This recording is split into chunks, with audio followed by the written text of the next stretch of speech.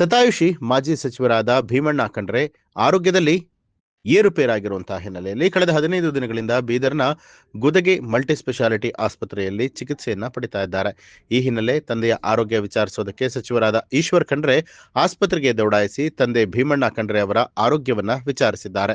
ಬಳಿಕ ಸುದ್ದಿಗಾರರೊಂದಿಗೆ ಮಾತನಾಡಿದಂತಹ ಅವರು, ವಯೋಸಹಜ ಕಾಯಿಲೆಯಿಂದ ಬಳಲ್ತಾ ಇರುವಂತಹ 102 ವರ್ಷದ ಭೀಮಣ್ಣ ಖಂಡ್ರೆ ಅವರಿಗೆ ಉಸಿರಾಟದ ತೊಂದರೆ ಆಗಿತ್ತು.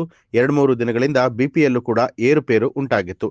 ಆರೋಗ್ಯದಲ್ಲಿ ಇವತ್ತು ಸ್ವಲ್ಪ ಸುಧಾರಣೆ ಆಗಿದ್ದು ಅವರ ಆರೋಗ್ಯ ಸ್ಥಿರವಾಗಿದೆ.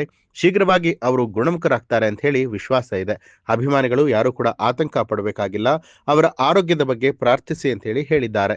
ಇನ್ನು ವೈದ್ಯರು ಉತ್ತಮ ಚಿಕಿತ್ಸೆಯನ್ನ ಕೊಡ್ತಿದ್ದಾರೆ. ಹೆಚ್ಚಿನ ಚಿಕಿತ್ಸೆ ಅವಶ್ಯಕತೆ ಇಲ್ಲ. ಗುದಗೆ ಆಸ್ಪತ್ರೆಯಲ್ಲಿ ಉತ್ತಮ ಚಿಕಿತ್ಸೆ ಸಿಗುತ್ತೆ. ಹೀಗಾಗಿ ಗುದಗೆ ಆಸ್ಪತ್ರೆಯಲ್ಲೇ ಚಿಕಿತ್ಸೆಯನ್ನ ಮುಂದುವರಿಸ್ತೇವೆ ಅಂತ ಹೇಳಿ ಸಚಿವರಾದ ಈಶ್ವರ್ ಖಂಡ್ರೆ ಅವರು ಹೇಳಿದ್ದಾರೆ. ನಮ್ಮ ತಂದೆಯವರು ಒಂದು ವಾರದಿಂದ ಅನಾರೋಗ್ಯದಿಂದ ಬಳಲ್ತಾ ಇದ್ದಾರೆ. ಡಾಕ್ಟರ್ ಗುದ್ಗೆ ಅವರ ಆಸ್ಪತ್ರೆಯಲ್ಲಿ ಅಡ್ಮಿಟ್ ಆಗಿದ್ದಾರೆ. ವೈದ್ಯರ ತಂಡ 24 ತಾಸು ನಿಗಾ ವಹಿಸಿದೆ ಮತ್ತು ಇವತ್ತು ಸ್ವಲ್ಪ ಅವರ ಆರೋಗ್ಯದಲ್ಲಿ ಸುಧಾರಣೆ ಇದೆ. ಅವರಿಗೆ 102 ವರ್ಷ ವಯಸ್ಸು. ಹೀಗಾಗಿ ಅವರ ಆರೋಗ್ಯ ಸ್ಥಿರವಾಗಿದೆ. ಅವರು ಗುಣಮುಖರಾಗ್ತಾರೆ ಅನ್ನುವಂಥ ವಿಶ್ವಾಸ ಇದೆ.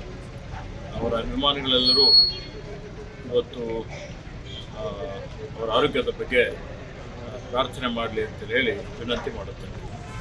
ವಯೋಸಹಜ ಕಾಯಿಲೆ ಇದೆ. ಅವರಿಗೆ ಸ್ವಲ್ಪ ಉಸಿರಾಟದಲ್ಲಿ ತೊಂದರೆ ಆಗಿತ್ತು. ಮತ್ತು ಒಂದು 2-3 ದಿವಸದಿಂದ ಬಿ ಪಿಯಲ್ಲಿ ಏರುಪೇರುಗಳು ಆಗ್ತಾ ಇದೆ. ವೈದ್ಯರು ಔಷಧಿಯನ್ನು ಕೊಟ್ಟಿದ್ದಾರೆ. ಅವರಿಗೆ ಚಿಕಿತ್ಸೆ ಕೊಡ್ತಾ ಇದ್ದಾರೆ.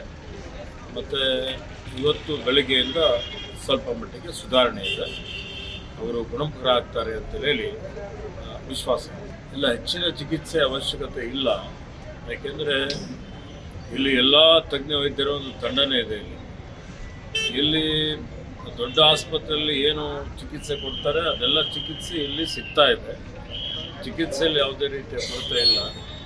ಹೀಗಾಗಿ ಇಲ್ಲಿ ಅವರಿಗೆ ಚಿಕಿತ್ಸೆ ಮುಂದುವರಿಸಲಾಗುತ್ತೆ. ನ್ಯೂಸ್ ಅಲರ್ಟ್, ನಿಮ್ಮಿಂದ ನಿಮಗಾಗಿ.